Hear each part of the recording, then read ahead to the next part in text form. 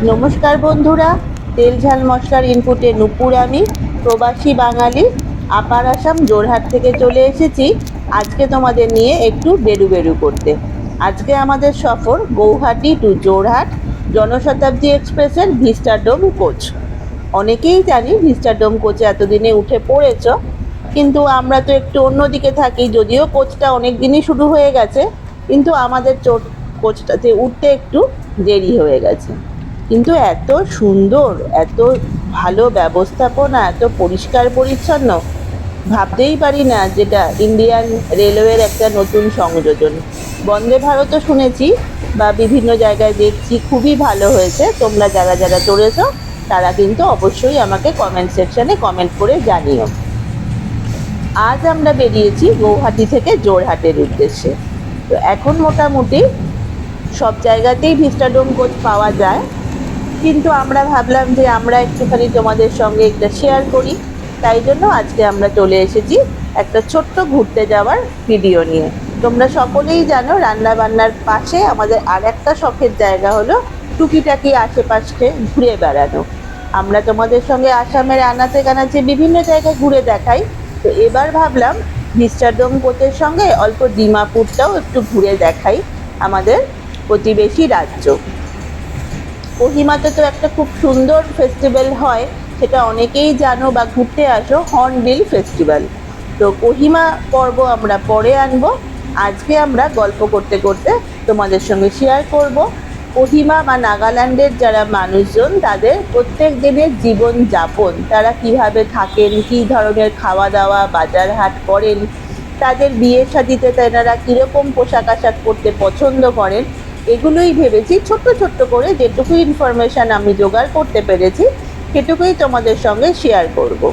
তো তাই ভাবলাম চলো তাহলে শুরু করে দিই গল্প করতে। কি অপূর্ব দেখো কোচটা, পেছনে রেল লাইনটা কিন্তু আমি দেখাইনি। এত সবুজের মাঝখানে তখন মনে হয় যেন মনটা অন্য জায়গায় পৌঁছে যাচ্ছে। তো গল্প যেটা শুরু করছি, ডিমাপুরে কিন্তু সমস্ত ধর্মর মানুষই বসবাস করেন, তবে কোহিমাতে ম্যাক্সিমাম মানুষই খ্রিস্টান। তাদের মধ্যে বিভিন্ন ভাগ আছে যেগুলো আমরা ইতিহাসে জেনে এসেছি। আর ডিমাপুর থেকে কোহিমা যেতে গেলে কিন্তু কিছুটা প্লেন ল্যান্ড টপকানোর পরেই তোমাদের কাছে চলে আসবে পাহাড়, দুদিকেই পাহাড়, এবং সেটা হচ্ছে চুমুকডিমা ডিস্ট্রিক্ট। এবং সেখানে কিন্তু বিভিন্ন রকমের ট্রাইবের মানুষ বসবাস করেন। ডিমাপুরে কিছুটা কম, তবে চুমুকডিমা ডিস্ট্রিক্ট থেকে শুরু করে কিন্তু বিভিন্ন ট্রাইবের মানুষজন সেখানে বসবাস করেন। তাদের খাওয়া দাওয়া, তাদের সংস্কৃতি, জীবনযাপন সবটাই কিন্তু আলাদা আলাদা। তো সেই প্রসঙ্গেই ভাবলাম তোমাদের সঙ্গে একটু গল্প করে দিই। এবং ওখানকার কিন্তু একটা মেন খাবার হচ্ছে গালভো। গালভো মানে কিন্তু বিফ। বিফ মিটকে ওখানে লোকাল ল্যাঙ্গুয়েজে বলা হয়ে থাকে গালভো। তো এরকমই ছোট্ট ছোট্ট কিছু ইনফরমেশান আমি অল্প দিনে জোগাড় করতে পেরেছি। ভবিষ্যতে আরও জোগাড় করে নিশ্চয়ই তোমাদের সঙ্গে শেয়ার করব। তো যাই হোক, ওনাদের বিভিন্ন রকম বাজারঘাট নিয়ে তো গল্প করবই, সব কিছু নিয়েই গল্প করব। কিন্তু এই ওখানে যে ট্রাইবাল মানুষজন আছেন তাদের কিন্তু ভিন্ন ভিন্ন চিন্তাধারা, ভিন্ন ভিন্ন খাদ্য অভ্যাস এগুলো কিন্তু রয়েছে, যার সবটা এখনও আমি জেনে উঠতে পারিনি।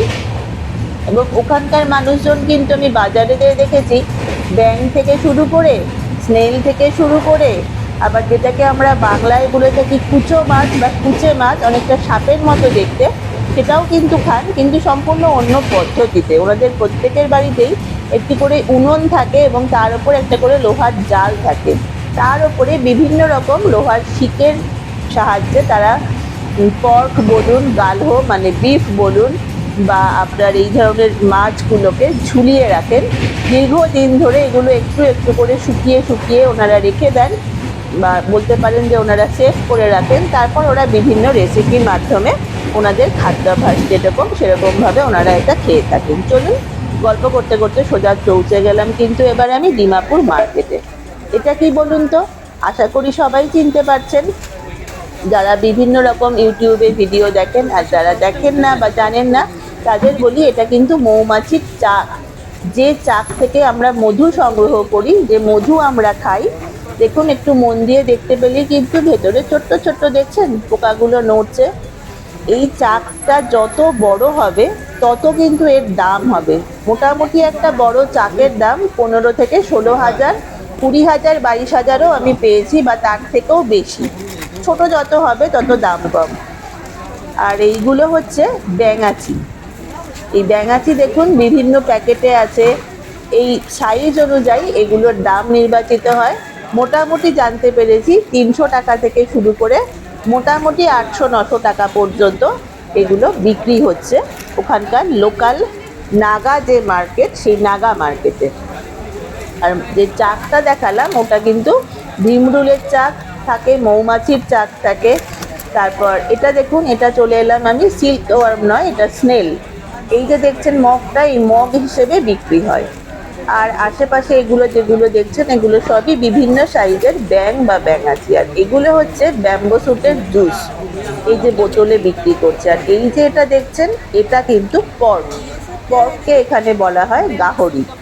এই পর্কগুলো কিন্তু যে প্রসিডিওর আপনাদের সঙ্গে শেয়ার করলাম সেই একইভাবে আগুনে সেকে সেকে শুকিয়ে রাখেন। আর এই বোতলগুলি হচ্ছে ব্যাম্বো স্যুটের জুস। আর এই দেখুন এই পাশে রয়েছে সিল্ক ওয়ার্ম। একদমই ঠিক শুনেছেন, এগুলো সিল্ক ওয়ার্ম। এই ধরনের বিভিন্ন পোকামাকড় ওনারা ড্রাই ফ্রাই করে ওনাদের খাদ্য তালিকায় রেখে দেন। আর এখানে রয়েছে পর্কের বিভিন্ন পার্ট, যেগুলো ওনারা বিভিন্নভাবে রান্না করেন। আর এই দেখুন এটা কিন্তু কুচে মাছ, যে বলছিলাম আপনাদের ওনারা শুকিয়ে রাখেন। আর এগুলো বিভিন্ন প্রকার শুটকি। শুটকিটা কিন্তু আসাম, নাগাল্যান্ড, কোহিমা সমস্ত জায়গাতেই আপনি পাবেন, তবে সব থেকে বেশি ভালো পাওয়া যায় এটা আসামে। আসামের মতো এত ভালো কোয়ালিটি কিন্তু ভারতবর্ষের আর অন্য কোথাওই পাবেন না। অত্যন্ত ভালো এবং অত্যন্ত সুস্বাদু শুটকি একমাত্র কিন্তু আপনি আপার আসামেই পাবেন। এগুলোও বিভিন্ন প্রজাতির শুটকি রয়েছে। আর এখানে রয়েছে এগুলো ব্যাম্বো শুট। এগুলো ওনারা বিভিন্নভাবে চিকেন, পর্ক বা গালহো মানে আপনার বিফে খান। আর এগুলো তো সবাই চেনেন, এগুলো কিন্তু নাগা মরিচ।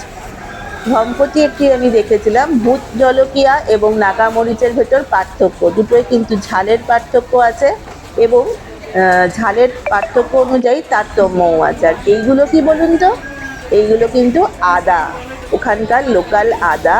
এটা ধনে পাতা, এরকম বিভিন্ন সবজি পাতি রয়েছে এখানে, বিভিন্ন রকমের লোকাল শাক সবজি ওনাদের ওখানকার। আর এই যে ছোট্ট ছোট্ট দেখছেন, হ্যাঁ এটা কিন্তু লেবু বলে ভুল করবেন না, এটা ওখানকার লোকাল বেগুন। কি অদ্ভুত না। আর এই যে প্যাকেটে বিক্রি হচ্ছে এগুলো সব মাশরুম।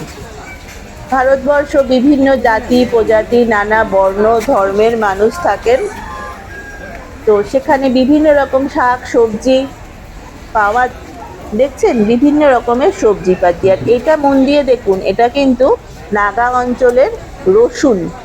কি অদ্ভুত না দেখতে, রসুনগুলো একদম অন্য ধরনের। আর এই দেখুন, অনেক আগে একটা ভিডিও আমি ফেসবুকে পেয়েছিলাম, সেখানে আমি খুব সম্ভবত ব্যাংকক বা থাইল্যান্ডে এই ধরনের ভুট্টার ভিডিও দেখেছিলাম, সেটাও কিন্তু পাওয়া যায়। আর এইগুলো হচ্ছে কাঠের তৈরি হামানদিস্তা, মোটামুটি 300 টাকা থেকে শুরু।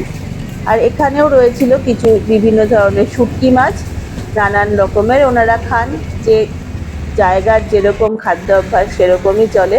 আর এগুলো কিন্তু দেখতেও যেমন সুন্দর, বেশ পোক্তও কিন্তু ছিল।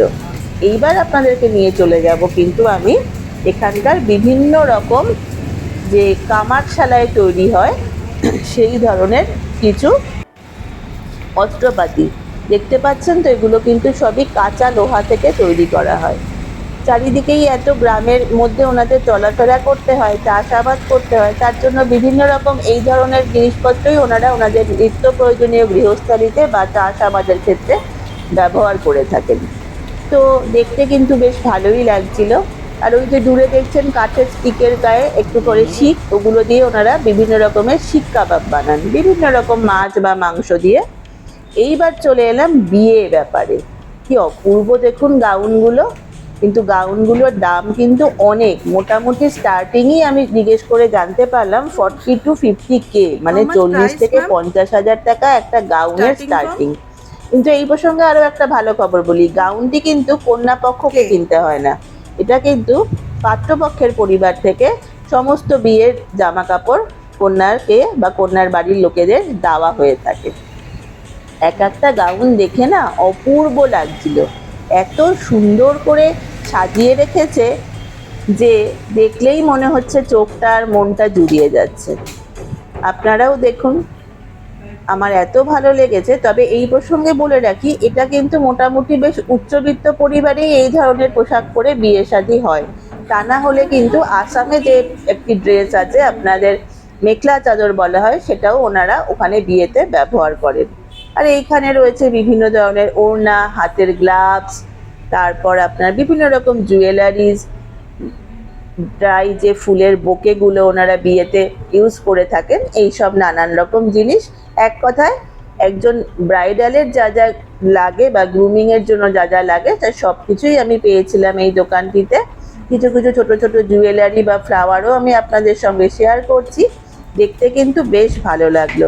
আর দেখতে দেখতে আবারও মনে পড়ে গেল, সত্যিই ভারতবর্ষ বৈচিত্র্যপূর্ণ আমাদের দেশ। আমরা যদি সেটাকে আরও ভালোভাবে মেনটেন করি, তাহলে কিন্তু সত্যি আমরা একটা কি বলবো, মানে হিরে কি বলবো না কি বলবো আমি বলে উঠতে বা ভাষায় প্রকাশ করতে পারছি না। অপূর্ব। দেখুন এই গাউনটা, এটা আরও সুন্দর। একটার পর একটা দেখছি আর মনে হচ্ছে এটা বোধহয় আরও ভালো, এটা বোধহয় আরও ভালো। এরকম করতে করতেই কিন্তু একজন কনেকেও আমি দোকানে পেয়ে গিয়েছিলাম, যিনি তার পছন্দের গাউনটি একটু বেছে নিতে দোকানে এসেছিলেন। তো আমাকেও ওনারা জিজ্ঞাসা করলেন আমি কোথা থেকে এসেছি, কি ব্যাপার। আমিও একটু আমার বাংলার গল্প ওনাদের সঙ্গে শেয়ার করেছিলাম। যাই হোক, তো আমি ভাবলাম এটা আপনাদের সঙ্গে শেয়ার করি। সারাদিন পরে পৌঁছে গেলাম এবার হোটেলে। প্রচুর খিদে পেয়েছিল, যা হয় সারাদিন ঘোরাঘুরি করে। একটু ফ্রেঞ্চ ফ্রাই আর একটুখানি ট্রিপল ফিশ ড্রাই ফ্রাই, যেটা বাসা মাছ দিয়ে এখানে তৈরি হয়। আমি অন্য অনেক ভিডিওতে বলেছি ভেটকি মাছ বোনলেস এখানে পাওয়া যায় না, বা ওনারা এটা তৈরি করতেও পারেন না। তো এক্ষেত্রে এখানে এটা আমরা খেয়ে থাকি, বাড়িতেই বলুন কি রেস্টুরেন্টেই বলুন, বাসা ফিশের ফিলে দিয়ে, যেটা থাইল্যান্ডের অ্যাকচুয়ালি ফিশটা, এবং অরিজিনালটা পেলে দারুণ হয়। সবাই ভালো থাকবেন, সুস্থ থাকবেন। খুব শিগগিরই দেখা হচ্ছে।